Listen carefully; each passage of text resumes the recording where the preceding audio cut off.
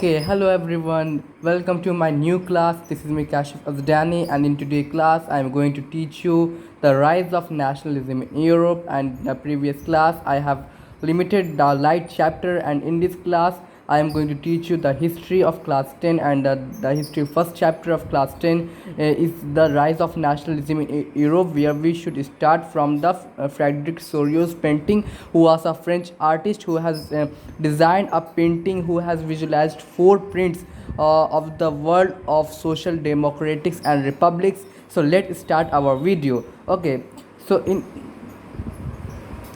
1848, Frederic Sorio, a French artist, prepared a series of four prints visualizing his dream of a world made up of social, democratic and social republic, as he called them.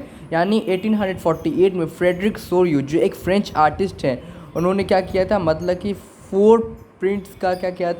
Four prints का series prepare किया था, ठीक है, जिसमें उन्होंने अपने dream मतलब के बारे में बताया था, जिसमें उन्होंने ये बताया था कि उन्होंने एक ड्रीम सोचा है, जो ड्रीम क्या है, मतलब कि a world made up of democratic and social Republic, यानी कि ऐसा वर्ल्ड, ठीक है, जिसमें डेमोक्रेसी है और जिसमें सोशली और जिसमें क्या है, रिपब्लिक, यानी वहाँ के सोसाइटी में डेमोक्रेसी है और वहाँ के सोसाइटी क्या एक रिपब्लिक है. The first print, figure 1 of the series, shows the people of Europe and America, men and women of all ages and social classes, marching in a long train and offering homage to the Statue of Liberty as they pass by it.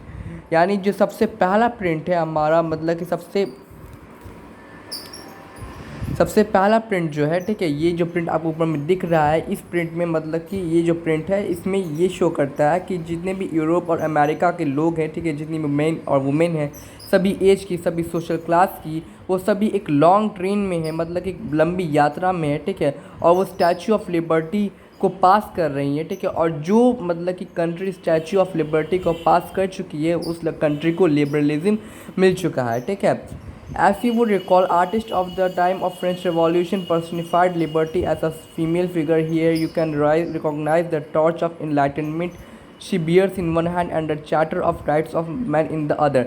So let us see this figure. What this para says, that this para simply says that this is the Statue of Liberty, where in the right hand he has a torch of enlightenment which shows the brightness, and in the left hand she has a charter of rights of man which shows the rights of man in Europe. So there is a long march train, as you see in the figure. There is a long march train of people from different country who is passing to who are passing to the Statue of Liberty. So the Statue of Liberty here is the main icon, where if any country pass this Statue of Liberty, then it will become liber, then it will become liber, that means it will become free. On the earth, in the foreground of the image, lie the shattered remains of the symbols of absolutist institution on the earth. मतलब उस वक्त के समय में जो अर्थ पे क्या था, जितना भी इमेज ये शो कर रहा है, ये इमेज जो है, ठीक है, वो एब्सोल्यूटिस्ट इंस्टीट्यूशन का सिंबल शो कर रहा है. एब्सोल्यूटिस्ट इंस्टीट्यूशन का मतलब monarchy.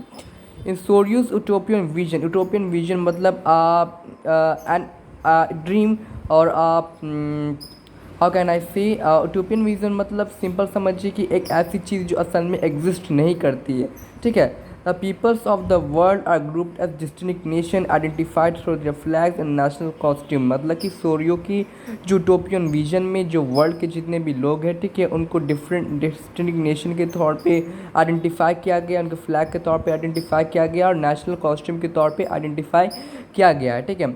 Leading the procession way past the Statue of Liberty are the United States and Switzerland, which by this time were already nation states. मतलब कि जलसा जो था, ठीक है, वो जा रहा था, तो मतलब कि स्टैचू ऑफ लिबर्टी को जो पास कर चुका था, यानी यूनाइटेड स्टेट और स्विट्ज़रलैंड, वो उस समय के बाद नेशन स्टेट बन चुका था. यानी इस पिक्चर में जो स्विट्ज़रलैंड है और यूनाइटेड स्टेट है, वो स्टैचू ऑफ लिबर्टी को पास कर चुका है. और अगर कोई कंट्री जो है वो स्टैचू ऑफ लिबर्टी को पास कर चुकी होती है, ठीक है, तब उसको किसका दर्जा मिल जाता है, उसको मतलब कि फ्रीडम का दर्जा मिल जाता है, ठीक है. And next one is here identified by a revolutionary try colour, ठीक है. तो अब देखते हैं यहाँ पे लास्ट में क्या लिखा हुआ है. फ्रांस, ठीक है,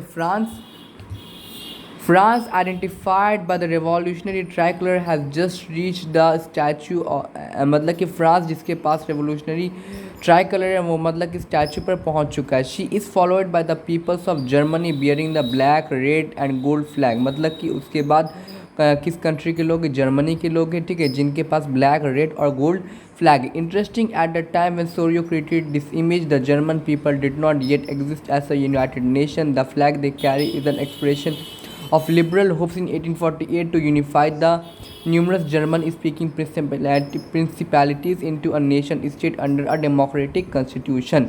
यानी जिस वक्त के समय में सोरियो ने इस इमेज को बनाया था तो उस वक्त के समय में जो जर्मन पीपल्स थे, ठीक है, वो जर्मन पीपल एक स्टेट नेशन के अंदर नहीं थे. जो वो फ्लैग कैरी कर रहे थे वो फ्लैग मतलब कि उनकी एक भावना थी कि उनको एक आशा थी कि वो 1848 में क्या हो जाएंगे, आज़ाद हो जाएंगे. और जितनी भी जर्मन स्पीकिंग प्रिंसिपैलिटीज़ यानी जर्मनी जो उस वक्त के समय में बहुत सारे किंगडम से बटा हुआ था, ठीक है, तो उस किंगडम वो सभी किंगडम्स क्या हो जाएंगे, एक साथ मिल जाएंगे, ठीक है, और उन सभी किंगडम्स में किसके द्वारा चलाए जाएंगे, एक डेमोक्रेटिक कॉन्स्टिट्यूशन के द्वारा चलाए जाएंगे. Following the German peoples are the peoples of Austria, the kingdom of the two Sicilies, Lombardy, Poland, England, Ireland, Hungary and Russia. मतलब कि जर्मन पीपल को फॉलो करते करते हमारे ऑस्ट्रिया के लोग हैं, टू सिकलीस के किंगडम के लोग हैं, लोम्बार्डी के लोग हैं, पोलैंड के लोग हैं, इंग्लैंड के लोग हैं, आयरलैंड के लोग हैं, हंगरी के लोग हैं और रशिया के लोग हैं, ठीक है. From the images above Christ saints and angels gaze upon the scene. मतलब कि ऊपर में जो पिक्चर बनी हुई है जिसमें मतलब क्राइस्ट है, ठीक है, सेंट्स है, एंगल्स है, वो सब सीन को देख रहे हैं. They have been used by the artist to symbolise fraternity among the nations of the world. मतलब कि आर्टिस्ट ने इन सब का इस्तेमाल इसलिए किया है ताकि वो पूरे वर्ल्ड के नेशन में फ्रैटर्निटी यानी ब्रदरहुड को दिखा सकें. This chapter will deal with many of the issues visualised by Sorrieu in figure 1. ड्यूरिंग द 19th century, the nationalism emerged as a force which brought about sweeping changes in the political and mental world of Europe. यानी 19th century के समय में यानी 1801 से लेकर के 1899 तक के समय में जो हमारा नेशनलिज्म था, ठीक है, वो एक फोर्स था जिस फोर्स ने पूरे यूरोप के पॉलिटिकल और मेंटल वर्ल्ड में बदलाव ले आया था, ठीक है. The end result of this changes was the emergence of a nation state in the place of multi national dynastic empires of Europe. मतलब कि अगर कहीं पर नेशनलिज्म हुआ है तो उस नेशनलिज्म का रिजल्ट क्या होगा, नेशन स्टेट होगा, ठीक है. कहाँ पे, मल्टी नेशनल डायनेस्टिक एम्पायर की जगह पे.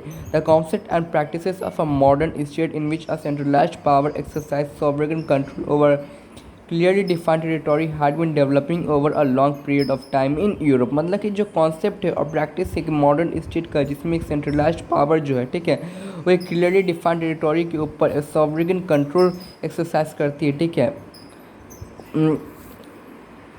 एक्सरसाइज करती है, ठीक है. तो मतलब कि उसके जो मॉडर्न स्टेट का पावर है, ठीक है, जहाँ पे एक सेंट्रलाइज्ड मॉडर्न स्टेट है, उस मॉडर्न स्टेट का जो कॉन्सेप्ट है और प्रैक्टिस है, ठीक है, जिसमें एक सेंट्रलाइज्ड पावर जो है वो एक क्लियरली डिफाइंड टेरिटोरी के ऊपर राज करती है, ठीक है. Had been developing over a long period of time in Europe. और वैसा मतलब कि वेल डिफाइंड टेरिटोरी यूरोप में बनता आ रहा है. But a nation state was one in which the majority of its citizen and not only its rulers came to develop a sense of common identity and shared history और descent. मतलब लेकिन एक nation state में जहाँ पे सिर्फ उसकी citizens मतलब कि नेशन स्टेट, ठीक है, जिसमें सिर्फ उसके सिटीजन्स की मेजॉरिटी ही नहीं, सिटीजन्स के मेजॉरिटी भी, ठीक है, मतलब कि एक साथ आए, आगे बढ़े और उन सभी ने अपना एक कॉमन आइडेंटिटी शो किया.